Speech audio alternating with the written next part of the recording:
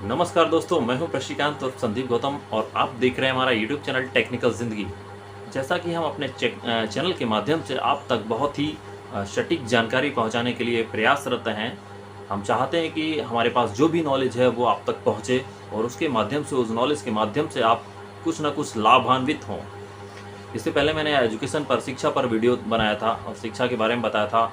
और शिक्षा के अलावा मैंने पर्यावरण को बचाने के लिए एक प्रयास किया था, एक वीडियो दिया था आपको कि पर्यावरण को अगर नहीं बचाया तो हमारे क्या दुष्परिणाम होंगे इसके। दूसरा, सेव वाटर, पानी बचाने के लिए भी मैंने प्रयास किया था, एक अच्छा सा वीडियो बनाया। उस पर भी आप लोगों ने बहुत अच्छा रिस्पॉन्स दिया, इसके लिए बहुत बहुत धन्यवाद। वीडियो आगे देखने से पहले हमारे चैनल को सब्सक्राइब कर दीजिएगा, बेल आइकन प्रेस कर दीजिएगा ताकि हमारा जो अगला वीडियो है वो आप तक सबसे पहले पहुँचे। तो आज हमारा जो सब्जेक्ट रहेगा वो है यूनिक सब्जेक्ट है, एक बीमारी से जुड़ा हुआ सब्जेक्ट है। और उस बीमारी से आज बहुत ज़्यादा लोग अपनी जान गंवा रहे हैं और वो लाइलाज बीमारी है। डॉक्टर भी हाथ खड़े कर देते हैं। इंडियन डॉक्टर जो है ना, वो यहाँ तक अभी नहीं पहुँच पाए कि उसको एडवांस स्टेज पर पहुँचाने के बाद उसको क्योर किया जा सके। और वो खतरनाक बीमारी है कैंसर, कर्क रोग, जिसे हिंदी में कहते हैं कर्क रोग, कैंसर।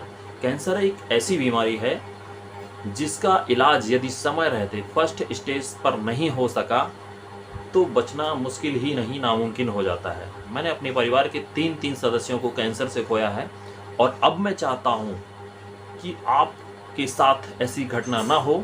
इससे बचने के उपाय क्या हैं, इससे कैसे बचा जा सकता है कैंसर से, और आगे वीडियो पूरा देखिएगा तभी आपको पूरा समझ में आएगा कि कैंसर से कैसे बचा जा सकता है। मैं कोई डॉक्टर नहीं हूँ, लेकिन आपको टिप्स ऐसे दूंगा आप समझ सकते हैं कि कैंसर से वाकई में बचा जा सकता है। होता क्या है, कैंसर हमको एडवांस स्टेज में जाकर पता चलता है, लास्ट स्टेज में।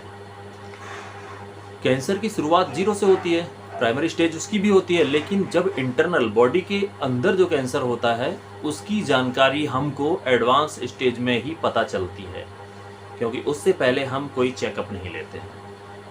चेकअप यदि टाइम टू टाइम लिया जाए तो हो सकता है उस बीमारी से आप बच सकते हो।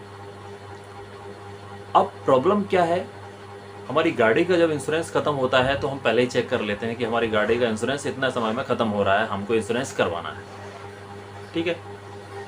बिजली का आपने बिल देख लिया कि यार महीना बदल रहा है, बिजली का बिल पे करना है, टाइम से कर दिया, नहीं तो उसमें इंटरेस्ट आ जाएगा। घर में सब्जी शाम की अगर रखी है तो फिर भी एक दिन पहले ही उसको लानी होती है अगले दिन के लिए कि हमारी अगली सुबह क्या बनेगा। स्कूल जाने से पहले बैग को चेक कर लेते हैं कि हमारी कॉपी कलम पैक सब कुछ है कि नहीं इसमें। लंच भी रख लेते हैं। गाड़ी को आगे बढ़ाने से पहले हम उसका चेक कर लेते हैं कि इसमें फ्यूल है कि नहीं है, हम आगे चला कर जाएंगे। गाड़ी को शोरूम से उतारने से पहले उसका इंश्योरेंस चेक कर लेते हैं कि बीमा करवाया कि नहीं करवाया, इसका नहीं चलेगी ना। लेकिन कभी आपने ये नहीं सोचा कि हमारी ये जो ह्यूमन बॉडी है, हमारी जो शरीर है, ये इसके अंदर भी कुछ पुर्जे हैं और इन पुर्जों को हम कैसे चेक करें, हमको कैसे पता चले कि हमारे शरीर में ये प्रॉब्लम है। उस प्रॉब्लम को हम तभी समझ पाते हैं जब वो प्रॉब्लम चरम सीमा पर पहुंचती है, और वही कारण बनता है कैंसर में। प्राइमरी स्टेज का जो कैंसर होता है, हल्का फुल्का पेन हुआ, आपने पेन किलर ली और पेन खत्म हुआ, फिर पेन हुआ, फिर पेन किलर ली, फिर पेन खत्म हुआ। लेकिन मेरे ख्याल से 1% भी लोग ऐसे नहीं होंगे जो बॉडी का रूटीन चेकअप लेते हैं, यानी कि हर 3 महीने या 6 महीने या 1 साल में बॉडी, होल बॉडी का चेकअप करवाते हों। अल्ट्रासाउंड, सीटी स्कैन, सारे चेकअप, ब्लड एग्जामिनेशन, सारे चेकअप करवाते हैं। कोई ऐसा है? अगर एक भी हो तो मुझे कमेंट बॉक्स में ज़रूर लिखकर बताइएगा कि मैंने अपनी बॉडी का रूटीन चेकअप लेना शुरू कर दिया है, हर 3 महीने, हर 6 महीने, हर साल लेता हूँ और लेता रहूँगा। मेरे ख्याल से 1% भी लोग नहीं हैं। अगर हैं तो मुझे बताइएगा ज़रूर, कमेंट बॉक्स में जाकर लिखिए कि मैंने अपने बॉडी का रूटीन चेकअप लिया है। अब जब रूटीन चेकअप नहीं लेते हैं तो वो जो प्राइमरी स्टेज कैंसर की होती है, कैंसर क्या होता है कि एक टिश्यू सेल्स, हमारी बॉडी का कोई डैमेज होता है और वो सेल बॉडी का अगर बॉडी से रिमूव नहीं हुआ, चाहे वो यूरिन के थ्रू हो या फिर किसी और रीज़न से हो, बॉडी से वो डैमेज सेल रिमूव नहीं हुआ, कुछ सेल रिपेयर हो जाते हैं फिर एक्टिवेट हो जाते हैं, कुछ सेल ऐसे होते हैं जो नॉन रिपेयरेबल होते हैं बॉडी के अंदर, और वो सेल फिर बॉडी के अंदर रिपेयर ना होकर डैमेज हो जाते हैं।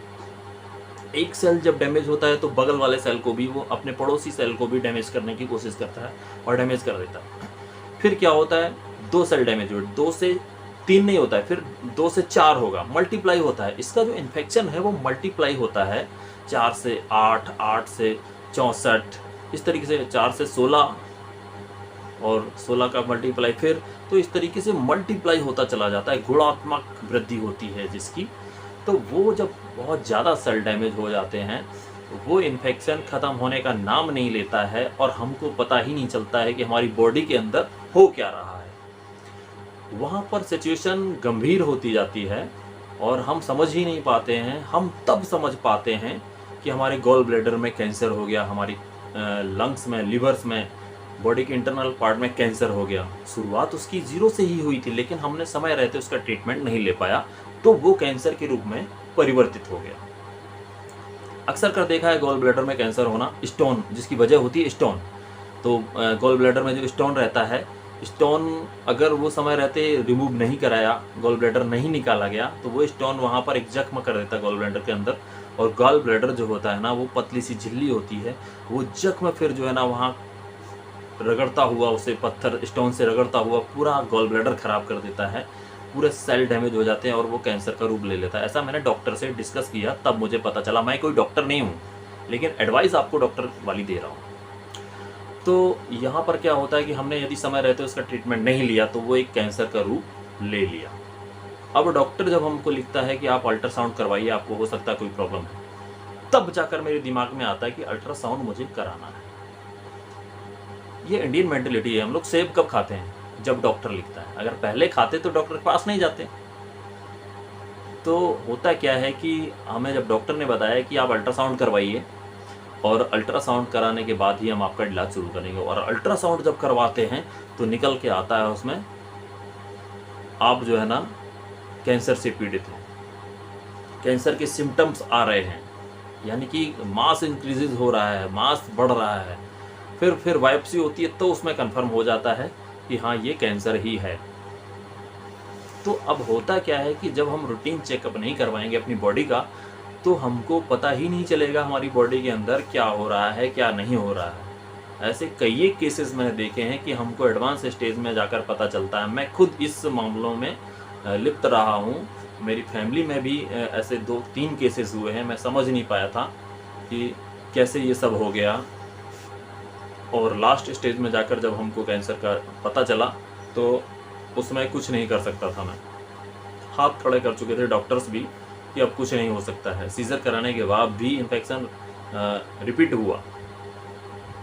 तो अब मैं नहीं चाहता हूं कि आपके यहाँ भी कैंसर से कोई पीड़ित हो, और इससे बचने का सबसे सरल उपाय यही है कि आप जिस तरीके से मोबाइल का रिचार्ज महीने में 2 महीने में टाइम टू टाइम करवाते हैं, गाड़ी का इंश्योरेंस टाइम टू टाइम करवाते हैं, इलेक्ट्रिसिटी बिल पे टाइम टू टाइम करते हैं, हर काम टाइम पे करते हैं, उसी तरीके से आप अपनी बॉडी का चेकअप, एक रूटीन चेकअप बनाइए कि मुझे साल में या 6 महीने बाद एक रूटीन चेकअप लेना है, ताकि मेरे शरीर के अंदर जो भी इंटरनल पार्ट हैं वो प्रॉपर वर्किंग में है या नहीं है, या किसी भी तरीके का इन्फेक्शन है।